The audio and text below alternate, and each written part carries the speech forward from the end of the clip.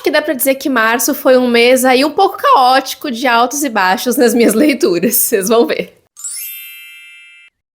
Oi pessoal, eu sou a Cata, esse aqui é o Crialité e tô de volta hoje pra fazer o nosso compilado mensal, né, onde eu sento aqui pra falar sobre tudo que eu li no mês anterior. E eu tenho me atrasado muito com esses vídeos, né gente, mas vou tentar postar essa semana ainda. É que aconteceu uma coisa muito específica, eu tô gravando poucos vídeos, a maioria tá sendo vlog, inclusive desses livros que eu vou falar aqui, tem vlog sobre todos eles, eu acho, vai estar aqui na descrição do vídeo pra quem quiser assistir, mas eu tenho postado os compilados muito próximos um do outro, tô postando um vídeo só por semana, então tem ficado muito próximos e eu tô achando um pouco estranho, um pouco ruim, então eu tô esperando juntar um pouco mais de vídeos no meio do caminho, pra ter pelo menos uns 4 vídeos aí aleatórios, que sejam coisas diferentes, que não sejam compilados, né? Acho que não faz o menor sentido pra vocês, mas pra mim faz total sentido, então eu tô só explicando aqui por que eu tô demorando mais pra postar. Mas agora eu vou tentar postar mais alguns vídeos. Eu tenho tentado, gente, não tem dado, mas eu tô tentando postar 2 vídeos por semana. Quero ver se nessa semana agora eu consigo, porque eu quero trazer ainda mais conteúdo pra vocês, tá? Mas agora a gente vai falar então sobre os livros que eu li em março, que foi um mês que eu li muitas coisas, abandonei muitos livros, infelizmente, e terminei de ler vários também. Eu fiz 8 leituras no total. Mas eu quero começar falando sobre os 3 livros que eu abandonei, porque foram abandonos com muita dor, com muito sentimento. Então, pra começar aqui essa chuva de abandonos, eu abandonei o Wicked, tá? E essa aqui era uma história que eu queria muito ter gostado. Foi um presente muito especial de 2 amigas, então eu queria ter gostado, eu queria amar, mas eu acho que eu li umas 60 e poucas páginas, pelo que eu me lembro, e eu não gostei, gente, sinceramente não deu certo. E várias pessoas comentaram pra mim depois também que o livro é isso aí mesmo, que tem que ler e que é ruim mesmo. Tá, não foi bem assim que disseram, mas foi assim que eu entendi a mensagem, tá? Então eu não sei se é uma história que me empolga tanto em continuar. Não tô com tanta vontade de ler o livro assim, pelo menos por enquanto. Eu não digo nunca, tá? Gente, vai que em algum momento eu decido ler, dá um start ali da vontade, eu pego pra reler, mas esse momento não é agora, tá? Então, por enquanto, o Wicked tá abandonadinho aqui na estante, o que é uma pena, porque eu achei que eu ia gostar muito do livro. Achei que fosse até uma coisa meio diferente, fiquei um pouco horrorizada no começo da história. Eu abandonei também Quando o Mundo Transborda, da Jandy Nelson, que é uma autora que eu adoro, gente. Ela é autora de Eu Te Darei o Sol, que é um livro favorito meu da vida. Eu amo esse livro. E aqui eu achei meio ok, sabe? Não me empolgou tanto pra continuar também. Tinham algumas coisas que eu tava gostando, tinham outras que eu não tava gostando tanto. Eu fui até a página 154, então eu li bastante, mas chegou num ponto que eu não tava tão interessada assim na história e achei melhor parar. Até agora não peguei pra continuar. Acho que eu não vou por enquanto, também não digo não pra nenhum dos 3 livros, eu digo nunca, tá gente? Vai que em algum momento eu decido ler, porque eu mudo de ideia muito rápido também. Eu acredito muito nisso de ser a hora certa, o momento certo de ler um livro, e agora eu acho que eu não tava muito nas vibes desse livro aqui, tá? Então, vou deixar pra uma outra hora. Agora, gente, o abandono mais doído de todos do ano até agora, assim, que esse aqui foi implacável, tá? Mistborn, do Brandon Sanderson. Não me matem, tá? Eu vou tentar reler esse livro em outro momento. E esse aqui foi um livro que eu li até a metade. Eu comecei o livro gostando um pouco da história, achei meio ok, tava fluindo, mas sabe quando tu tá lendo um livro, tu tá prestando atenção, mas tu não absorve nada da história? Era exatamente isso que tava acontecendo comigo. Então eu achei melhor parar e recomeçar a leitura em um outro momento. Que eu ainda não sei qual vai ser esse momento, mas eu espero que ele chegue e espero que seja ainda nesse ano, tá? Então me perdoem, não desistam de mim, mas eu vou voltar a ler em algum momento e eu espero muito que seja uma experiência melhor. Esse ano, gente, eu não esperava que eu fosse abandonar tantos livros, principalmente em um único mês, né, que eu tive 3 livros abandonados, era realmente uma coisa que eu não tava esperando. E outra coisa que eu não tava esperando é que tu não fosse inscrito no canal. Te inscreve aqui embaixo então, já curte esse vídeo, deixa o teu like aí que me ajuda muito, hypa também se tu puder, deixa um comentário me contando quais foram as tuas leituras do mês de março e me acompanha também nas outras redes sociais do Crialité, que o meu arroba no Instagram é Crialité e no TikTok o meu arroba é Katajukoski, tá? Os links estão aqui na descrição do vídeo. Agora bora falar dos lidos do mês, né? Dos livros que eu consegui terminar, gente. Que assim, gente, também teve altos e baixos, tá? Eu não gostei, assim, de tudo, mas gostei de grande parte dos livros. Vamos falar aqui, então, em ordem de leitura do mês, pra ser mais fácil, tá? E eu prometo que eu vou tentar ser um pouco mais sucinta no vídeo e não falar tanto. A maioria desses livros aqui, eu acho que todos até, eu li em vlog com vocês aqui no canal, tá? Então, se vocês quiserem saber ainda mais sobre as histórias, né? Os links vão estar aqui na descrição do vídeo ou vai estar no card aqui os vídeos pra vocês, tá? A minha primeira leitura do mês, então, foi Nem Sinal de Asas, de Marcela Dantes, publicado pela editora Patuá. Gente, esse é um livro que é baseado numa história real, assim, então só por aí já me impactou muito, porque é a história de uma mulher que morreu e ficou presa dentro de casa, ninguém achou ela e ela ficou por lá anos tempos. E é exatamente isso que acontece com a protagonista aqui de Nem Sinal de Asas. Só que a gente vai acompanhar também bastante do contexto da vida dela, quando ela nasceu, como ela foi rejeitada pela mãe dela e tudo de pior que ela viveu na vida, porque ô vida miserável. Ô vida triste. E eu fui ficando tão miserável lendo o livro, eu fui ficando tão triste que acho que a história me afetou até demais, sabe? É um livro realmente muito triste, é uma história que faz a gente pensar muito, eu acho que isso me afetou mais do que deveria, talvez, e por isso que eu fiquei com um sentimento um pouco controverso aqui com a história. Eu senti que o livro era muito triste e muita tristeza eu falei, caramba, meu Deus. Chegou num ponto que eu tava me sufocando, assim, com a história também. Foi um livro difícil de ler nesse sentido, não que a escrita seja complicada, nem nada. Eu só senti uma tristeza muito grande lendo, me compadeci da personagem e foi difícil ler a história por esse motivo, sabe? Então eu fiquei com um sentimento meio, será que era isso que era pra eu sentir mesmo? Ou eu senti demais essa história, me comovi demais com ela. Até agora eu penso bastante sobre isso, não consegui definir muito bem a minha experiência, mas foi um livro que me impressionou no sentido de que eu fiquei pensando como é que a autora ia trabalhar tudo isso, né? Porque a premissa ali da história é muito pontual, né? A gente sabe que a personagem morreu e é isso e ela ficou lá. Mas e os pormenores? E as outras coisas? Então eu acho que ela contornou isso muito bem. Esse foi um ponto da história que me chamou muito a atenção, porque eu achei que a gente ia ficar muito preso numa situação específica só. Mas não, né? A gente conhece um contexto no geral, tá? Essa foi a minha experiência lendo Nem Sinal de Asas, tá? Foi um livro que me deixou com esse sentimento, assim, de dor, sofri, ai, como foi triste. Essa foi a minha experiência. Já a minha segunda leitura do mês, que foi A Idiota, de Elif Batuman, é um livro que eu herdei dos meses anteriores, né? Virou meu livro de cabeceira. Eu já comentei sobre essa história N vezes aqui no canal, porque eu passei um bom tempo lendo ela, né? Acho que eu passei 1 mês e meio lendo por aí. E o livro foi publicado pra nós pela Companhia das Letras, com tradução de Odorico Leal. E aqui a gente vai conhecer a história da Celine, né? O livro se passa ali nos anos 90, que tem todo esse advento da tecnologia, criação do e-mail. Isso é muito relevante pra narrativa também. A Celine, ela é filha de imigrantes turcos e a gente vai acompanhar aqui na história o ano que ela entra, que ela ingressa em Harvard, né? Só que a história é contada de uma forma muito interessante e é realmente um livro, eu acho, pra se ler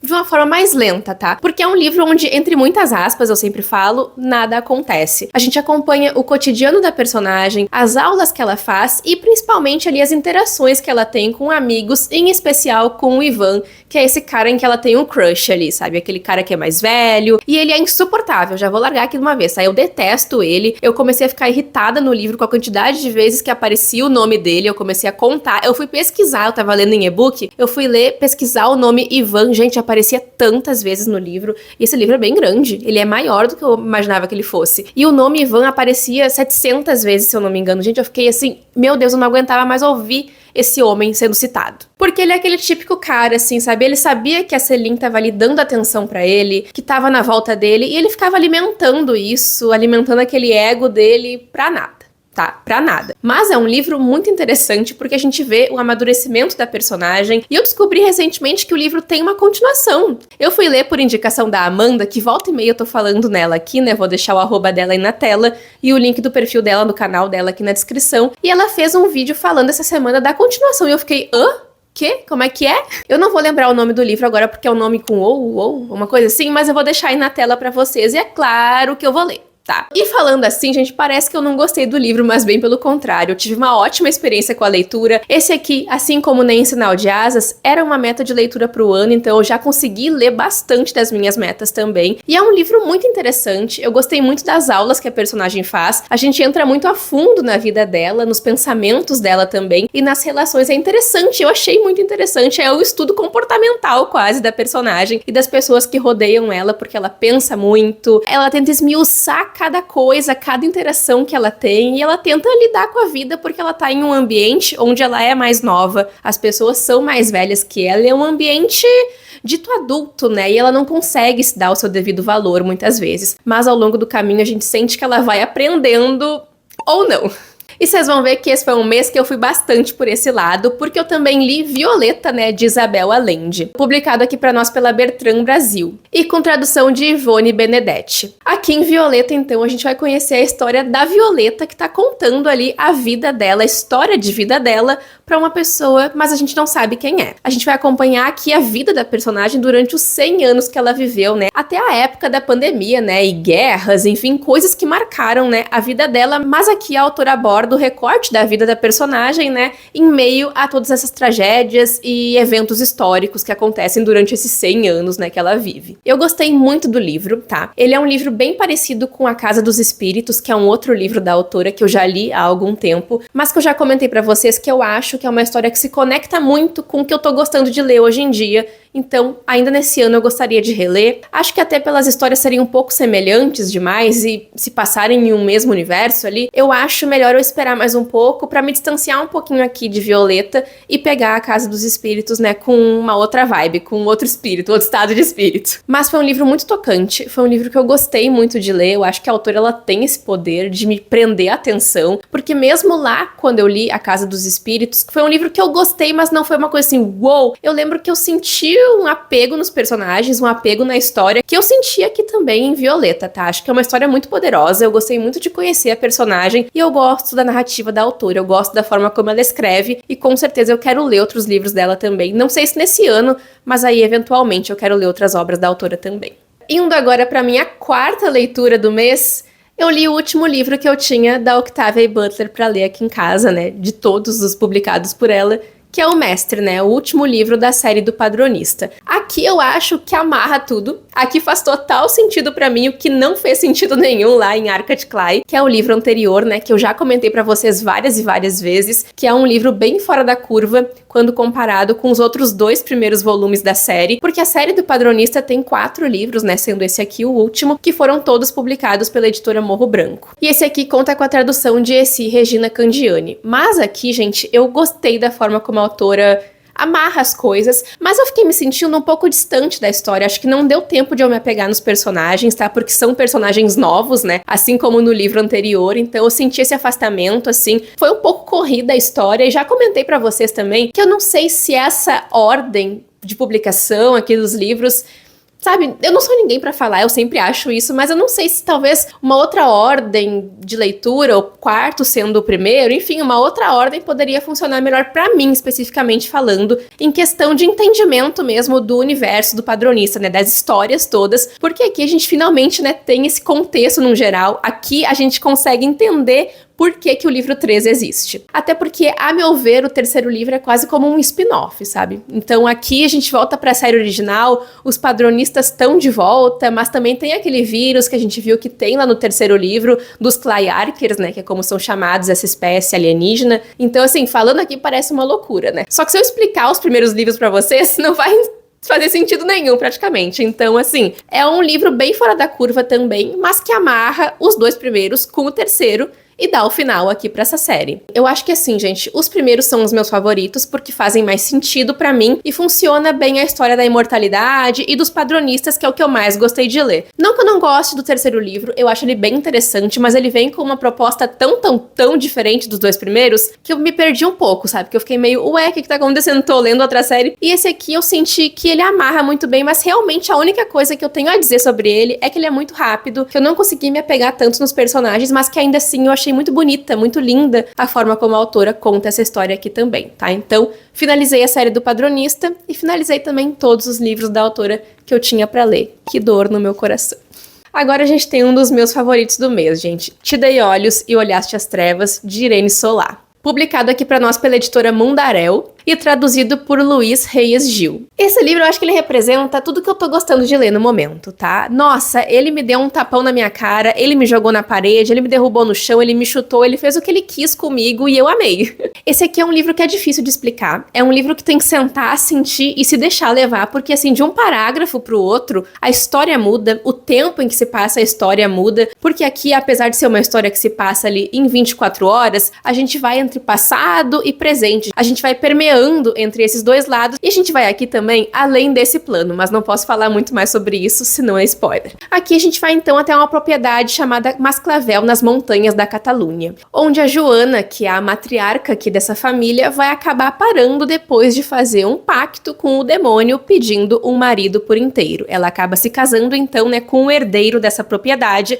que na verdade ela acaba descobrindo que não era um homem por inteiro, porque ele não tinha ali um dedinho do pé, e ela acaba então quebrando esse pacto com o demônio que tinha pedido a alma dela. E ela decide não dar a alma porque ela não teve um marido por inteiro. É claro que esse demônio não vai deixar nem um pouco barato e ele meio que amaldiçoa ela ali com filhos que não têm uma parte do corpo, né? Ela acaba até perdendo alguns filhos por conta disso, mas ela tem duas filhas, a Margarida e a Blanca, né? A Margarida nasceu ali sem um pedaço do coração, isso dá pra se entender metaforicamente e fisicamente, e a Blanca nasceu sem a língua. A partir daí, então, a gente vai acompanhando as gerações dessa família e dessa maldição passando adiante. Mas aqui a história a gente vai muito mais longe do que isso, tá? Porque a autora traz muito do folclore da Catalunha, da cultura, da culinária, e é um livro muito interessante de ler. É uma escrita muito crua, que quando a descrição tem que ser podre, é podre, sabem? Então esperem uma narrativa bem brutal nesse sentido, com cenas muito descritivas, com o uso de vários adjetivos também, para compor a narrativa e para passar de uma descrição para outra, o que eu acho muito legal. Eu acho muito interessante. E é uma escrita que combina muito com o que eu gosto de ler. Então esse livro aqui pra mim foi tudo. Eu adorei essa história. Recomendo demais, gente. Mas assim, eu sei que talvez não seja um livro que vai agradar muitas pessoas, que vai agradar todo mundo, tá? Mas a mim agradou com certeza. Indo pra minha sexta leitura do mês, que foi Bem Mal Me Quer, de Atia Pueyo, que foi um livro que me pegou muito de surpresa e é publicado pra nós pela Dame Blanche. Gente, eu fiquei um pouco chocada com a história porque eu não imaginava que ia por esse caminho, tá? É um livro com protagonismo sáfico, mas a gente tem um aracnídeo, uma aracnídea aqui como a central da história, né? A gente vai acompanhar a protagonista, que eu agora me esqueci o nome dela, gente. Putz. Mas ela vai acabar herdando ali um trabalho de guarda-chaves, né? Onde a guarda-chaves anterior foi de arrasta pra cima pela dona da casa, que é nada mais, nada menos que esse ser aracnídeo de muitos e muitos anos, que vive isolado no terceiro andar da casa. E a protagonista vai ter acesso a esse lugar, né? Vai ter acesso a esse terceiro andar. E elas vão criando um vínculo, essas duas personagens. É um livro de horror, tá? E assim, as descrições desse ser, gente, dessa aranha, meu Deus do céu, tá? Eu fiquei muito impactada com isso, porque eu comecei a ficar me sentindo desesperada lendo também. E olha que eu não tenho medo de aranha, mas eu tenho medo de aranha humanoide, que é o que mais ou menos tem por aqui, tá? Então eu descobri que esse é um medo que eu tenho. Agora eu fico meio evitando. Eu acho que esse aqui foi um livro que eu acabei nem comentando tanto em vlog, porque eu comecei a ler e é uma novela, é bem mais rápida de ler. E eu comecei a ler e eu fui me envolvendo. E era uma atmosfera tão gostosa, assim, tão amedrontadora, que eu fiquei assim, gente, o que vai acontecer com a personagem? O que vai acontecer com ela? Essa aranha vai comer ela? Porque a aranha também come noivas. Esqueci de falar. Ela tem essa pequena questãozinha, assim, sabe? Então as pessoas ficam meio, toma cuidado com ela, sabe? Ela é um ser meio dito como irracional. Ali também não é irracional a palavra, mas que age muito por instinto. As pessoas têm essa consciência dela ali. Ela é a dona da casa, né? Então, quem convida dá banquete.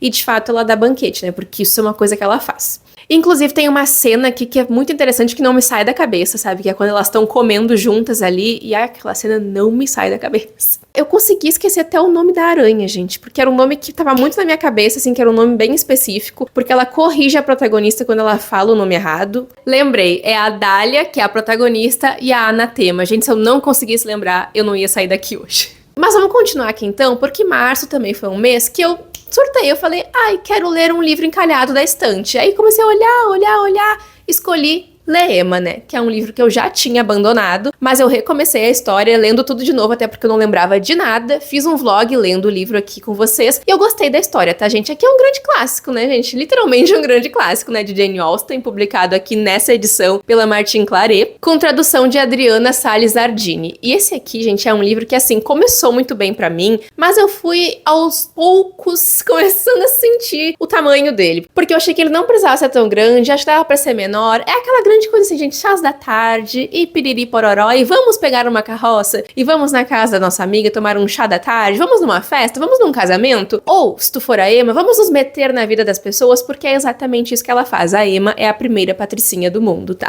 Aqui a gente acompanha a Emma, mas a gente tem um contexto muito geral de todas as famílias e pessoas que são citadas aqui no livro. Só que aqui a Emma é a grande protagonista porque ela vai agir como uma santa casamenteira, se metendo na vida de todo mundo, dando pitaco, fazendo as pessoas passarem perrengue também, porque ela tem tempo, porque ela não tem mais nada pra fazer agora que ela tá sozinha ali na casa. E ela é muito privilegiada, ela vem de uma família rica, então ela não precisa se preocupar em casar. Então aí ela vai lá se meter na vida dos outros. É exatamente isso. E uma coisa que eu preciso citar aqui é que eu detestei o par romântico da Emma. Desde o começo do livro ele já aparece, já me irritou, já me estressou, e é muito engraçado me ver falando sobre isso no vlog, porque eu fiquei muito revoltada com ele. Eu lavei a minha alma com ele, então vocês podem ir lá assistir. porque eu me estressei com ele, sabe? Ai, não deu certo. Acho que por isso que eu também não gosto tanto do final. É claro que eu sabia que eles iam ficar juntos e que ia ser tudo felizes para sempre, piriri pororó, mas eu não aceitei. Eu resolvi não aceitar até hoje, mesmo tendo terminado a leitura. Eu sei que essa é uma história que divide opiniões também, porque não tem muita coisa pra acontecer e eu concordo. É sobre a fofoca. É sobre a fofoca de gente rica e isso aí eu consegui aceitar, então até essa parte aí tava indo tudo bem. E chegamos então na minha última leitura do mês de março. Acho que eu consegui falar mais rápido, né, dessa vez. E o último livro que eu li também foi de supetão, foi no susto pra desencalhar. Corrente de Ouro, né? Primeiro volume de As Últimas Horas, tá? Eu gostei muito desse livro. Eu não vou deixar muito a capa aí, porque ele vai mudar um pouco a iluminação, tá? Mas ele é de autoria da Cassandra Clare, é claro, né? Faz parte do universo Shadowhunter e é publicado pra nós pela Galera Record, com tradução de Mariana Conert. E, gente, eu adorei, tá? Eu senti que foi uma homenagem muito bonita pros personagens ali de Peças Infernais, que eu amo eles, porque aqui a gente tem a história dos descendentes desses personagens. Não se preocupem que eu não vou dar spoilers, nem no vlog eu dei spoilers, tá? Mas eu amei os personagens aqui. A gente tem o James, a Lucy, a Cordélia. Gente, a história da Lucy é maravilhosa, tá? Esse livro aqui se passa alguns anos depois dos acontecimentos ali de Peças Infernais, né? Que se passa durante a Era Vitoriana em Londres. E eu amei, o livro me conquistou. Eu lembro que chegou nos últimos capítulos ali, eu não conseguia parar de ler. Eu fiquei tão vidrada na história que não dava pra largar. Eu gostei que a autora colocou um casamento falso do nada lá no final do livro. Me pegou muito de surpresa, assim, não vou dizer quem, mas eu adorei também a presença